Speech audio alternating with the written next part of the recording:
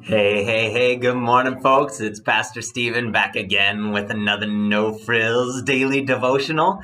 And today's topic is prayer. All right. And so we are going to be diving in. This is Jeremiah again, chapter 6, verse 16. Stand at the crossroads and look, ask for the ancient paths. Ask where the good way is and walk in it, and you will find rest for your souls. And what I've seen in this passage and in this topic about ancient paths, it's getting on track back towards connection with God. And so I've been looking at the life of Jesus, looking at these concepts called spiritual disciplines, and what they are is they're meant to bring us back to fulfillment. Okay, the life of Jesus, the life that you and I were created to live in. So I'm taking out some key components. And so we talked about scripture, we talked about Sabbath. Today we're going to start a conversation about prayer. Now, what is prayer? What is prayer? All right, prayer is talking to God. That's it. That's it. Okay. And you might be sitting here going, hold on, Stephen, isn't that an oversimplification? No, it isn't. Okay. Because here's the deal. We all know we should pray. Okay. We know it's something we should do, but the reality is a lot of times we aren't doing it. And why not? Why not? Well, think about it. It's rare. Okay, anytime you're supposed to do something that you know you're supposed to do, it's rare that it's a knowledge issue. You know you're supposed to do it. It's almost always going to be an application issue. And a lot of times the reason why we don't pray is because we've made prayer something that it isn't. And we've got to be careful not to make it something that it isn't. And so it is simply just talking to God, because the goal with this concept of prayer is connection. Okay. And so the goal is connection. And so what we need to focus on is just this aspect of just talking to God, having a conversation, acting as though he's right here with you, because he is. Okay. And so anyway, I'm going to talk about 3 key things to make prayer part of your daily rhythm. All right. Tip number 1.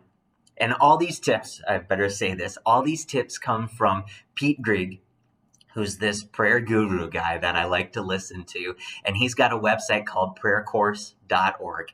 And so all these things these concepts are from him with a little Stephen twist added to them. Okay, and so keep it simple. That's tip number 1. Keep it simple. See, here's the deal. God knows already, before you even ask him, what's on your head and in your heart. Okay, and I'm going to take you to Romans. This is Romans chapter 8, and I'm going to read to you verses 26 through 27. And Paul says this: in the same way, the Spirit helps us in our weakness. We don't know what we should be praying for, but the Spirit himself intercedes for us with groans that words cannot express. And he, talking about God here, who searches our hearts, knows the mind of the Spirit, because the Spirit intercedes for the saints in accordance with God's will. Now, there's a lot that Paul is talking about here, but what he's trying to get at is this idea that before you even pray, before you even start asking God, a lot of times we know we want to pray, but we don't necessarily know what we should be praying, or how to be praying, and what words to be using, because I hear a pastor use these words and I hear this person use these words, and all I've got are my words, and use your words, okay? Because God knows what's on your heart already. And so just keep it simple, and he already knows what you're going to be asking for. Well, then why should I even pray if he already knows what I'm asking for? Remember, the goal is connection. Okay, he wants you to talk to him, right? So just talk to him. Just talk to him. Keep it simple. Number 2, keep it real, folks. Keep it real. We got to be careful when we're praying that we're not role playing, that we're not pretending to be somebody who we aren't. So don't role play before God, all right? And I'll try to use a passage here to explain this. I'm going to take you back to Luke, and this is Luke chapter 18. And Jesus is actually teaching on this concept of prayer here.